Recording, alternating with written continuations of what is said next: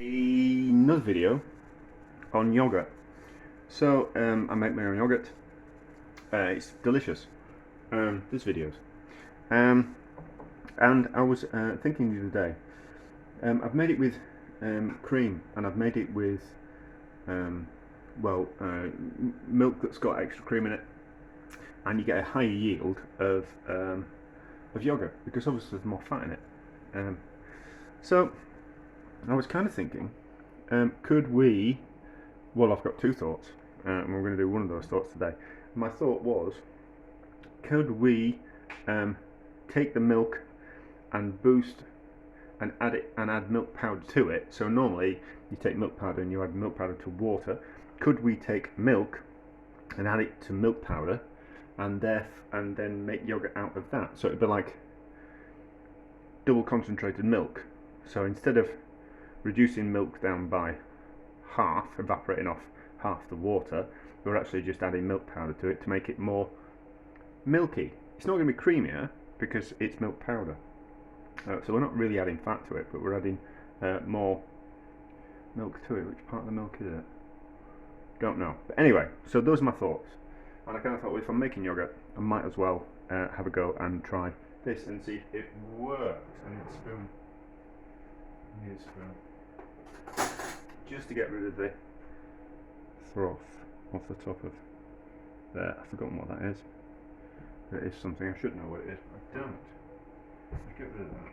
And then so, 300 millilitres of milk, because that's what fits in the flask that I'm going to make it in. I'm not going to risk making a whole batch. I'm just going to make a smaller batch. So 300 millilitres of whole milk, so full fat milk. Yeah, it is full fat milk. And then 30 grams worth of milk powder. So 10 grams does 100 mils of water. So therefore 30 grams does 300 millilitres of water. So therefore that's what we're going to add to 300 millilitres of milk. We've got to boil it because we need to kill off any microbes that might be in the milk. And then we cool it down to about 45 degrees. And then we add the culture. And then we keep it warm at about 45 degrees, between 40 and 45 degrees, for about 12 hours or overnight. And then that gives the bacteria the time to grow and cultivate the yogurt. So that's mixed in as well as can be expected. So we'll see what happens. So we'll cool that down to 45 degrees. This is cooling down. That's at 48, 47, 48, 49 at the moment. So we just need to cool these down. And then we'll add the culture, which is here in the fridge. It's the whey that I strain out of the yogurt that I use as the culture, rather than adding a little bit of my yogurt back to the next batch of yogurt. I just keep the whey that I strain out of it, so it just goes a little bit thicker. But there's videos. No one watches the bloody videos. Well, they do, but not very many people. But to be honest, I make the videos for my interest and things that I'm curious about. So instead of just doing something because I'm curious about it, I always kind of think, well, I might as well make a video out of that for my own interest, to look back on things, and someone might be interested, because it's very difficult to find information on things you want to do in life. It tastes a little bit malty. Tastes a bit like Ovaltine. Ovaltine? Ovaltine, what is it? I've got some in the cupboard. No, it's Horlicks that I've got, but Horlicks, Ovaltine, pretty much the same thing, like a malted milk. So, we'll let that go cool, and then we'll put it into the flask, and then we'll add the culture, and we'll keep it warm, and we'll see what it's like in the morning. Right, let's have a look. So, it's been on for more than 12 hours, so we'll see how it turns out. Kind of quite curious now if we can actually make yogurt from just powdered milk, which would be maybe an interesting experiment. Well, it's worked. It's certainly worked. So that's the yogurt from the normal batch, and then this is the yogurt from the... It looks a lot thicker.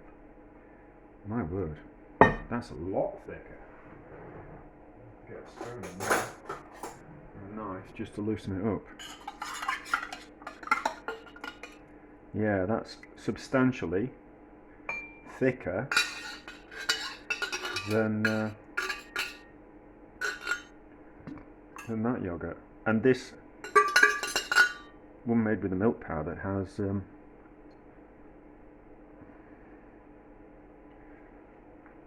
it's not, that's been in the fridge, so that's cold, whereas this is not at room temperature, but it's just, it's, I don't want to stick my finger, I won't stick my finger in it to test the temperature, but you can see that is a lot thicker. So I've teared off, how much is in there? So that's 331 grams in there. There's about 380 in there. So what I need to do now is we need to taste, and I want to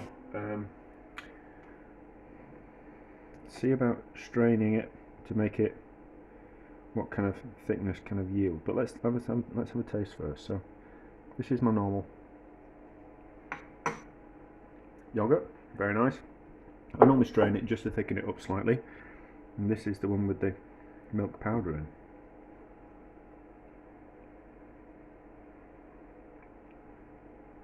Right, okay, so it's a little bit.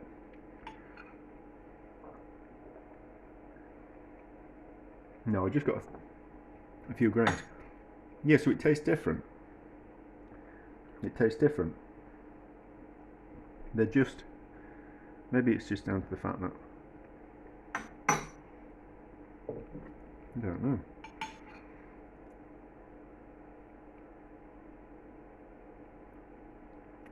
Yeah, they taste different, but obviously it does because that one's got more, that's got milk powder in it, so of course it tastes different. So we'll strain those through a bit of a cloth, and we'll kind of see what kind of how much whey comes out of them. We'll get that down to we'll get them down to the same temperature, and then we'll strain them through a cloth, and we'll see what happens. Mostly out of my curiosity, but so far it works, and you get a thicker yogurt by adding milk powder to yogurt. So really making a yogurt from just all milk powder should work as well. So if we boil up some water, add some milk powder into it, we won't need to boil it to sterilize it. We can just add boiling water to milk powder, let it get down to 45 degrees, and then keep it warm for 12 hours, and it'll turn into yogurt. Potentially, we'll find out how. I'll do that. I'll do another experiment. I'm not going to make any more. I'm not going to make more yogurt at the moment. I'm not going to make any more yogurt until I actually need to make some. But that'll probably be part of the next experiment. So that works. So we'll strain it, and then we'll get an idea of and then we'll take them to a similar type of consistency, and we'll weigh them, and then we'll kind of like calculate if it's actually kind of worth doing it, if you get like that much of a better yield for that. Probably not actually. Milk powder is kind of like quite expensive, so probably not, but for my own curiosity, that's what we'll do, and we'll have a play around, because we like faffing around. So I have strained and drained the yogurts. This is the one made with milk powder, and this is the one that's just a normal milk yogurt. I've weighed them, and there's about 20 grams worth of difference. So this one weighs 20 grams more, this one weighs 20 grams less than that. That seems a bit self-explanatory, doesn't it? But anyway, so doesn't give you a huge yield, so they're like difference, so therefore kind of really not kind of worth it from that point of view. But it just goes to show that we can use milk powder to hopefully make a yogurt. It feels firmer somehow.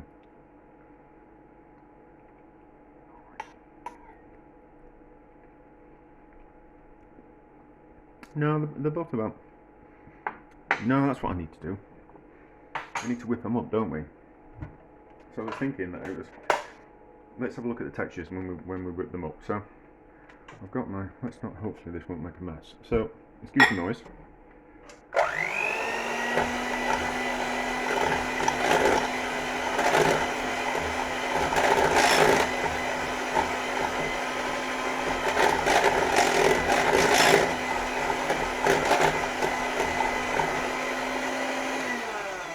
Alright, so that's quite thick. There's still some yogurt on the beater, but I'm not that bothered.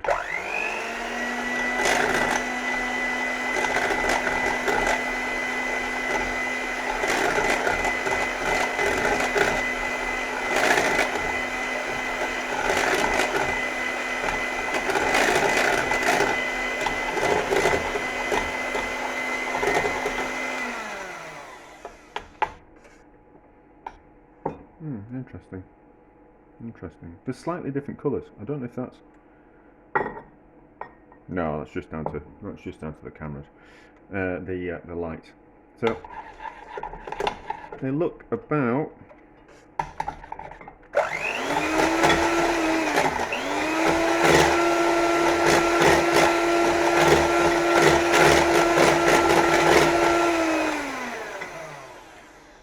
They look about the same kind of consistency, and they feel like the same kind of consistency. So, is it worth putting milk powder in yogurt to get more yield? No, it's not. Not for the cost of the milk powder. It's certainly not worth it.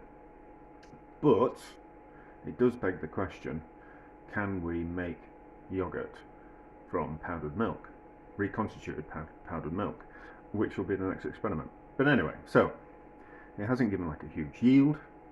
That doesn't matter. We've learnt something, and if we've learnt something, that's a success. But also leads to more questions, which I'll have to answer next time I make some yogurt. I'm going to eat it. It won't get wasted. But ever curious. Just slightly different textures as well, aren't they? Excuse fingers.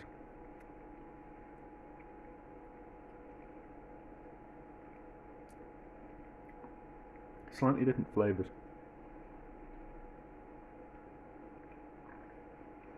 That'd be interesting. Just had another thought. So there is things like, oh, it's in the back of the cupboard. I've had it for far too long, so it's gone hard, so I can't use this. But there is these malted milk drinks, like Horlicks. I forgot what the other one is. I forgot what the other one is. This one's gone hard. It's too old. But it's basically just. You'd be like, I don't want to know how past it. Yeah, it's 3 years past its sell-by date. It's been in the cupboard. I don't know why I bought it. But I mean, these are like malted milk drinks. So the milk powder's been slightly malted, or maybe the milk's been malted. I don't know which. But it's got like a malted flavour to it. I wonder if we could make yogurt out of something like that, because essentially it is just milk powder. I think. Ingredients. No.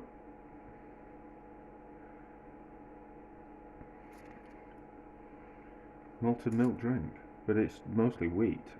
So it's malted wheat, dehydrated whey, malted barley, dried skim milk.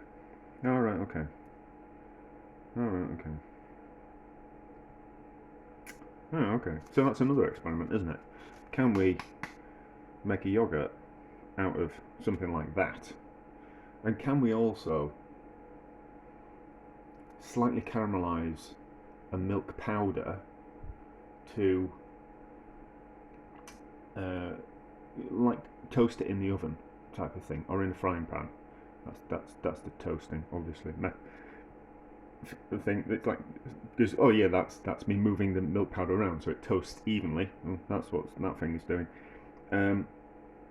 Could we slightly malt stroke toast milk powder to give it a slightly malty flavour, and then reconstitute that milk powder and then make yogurt out of that? So that's 3 more experiments from playing around with one experiment, which all things I shall do in the future at some point. So That's a success, isn't it? Make it asking myself more questions and wanting more answers. That's certainly a success. But there we go. Interesting, nonetheless.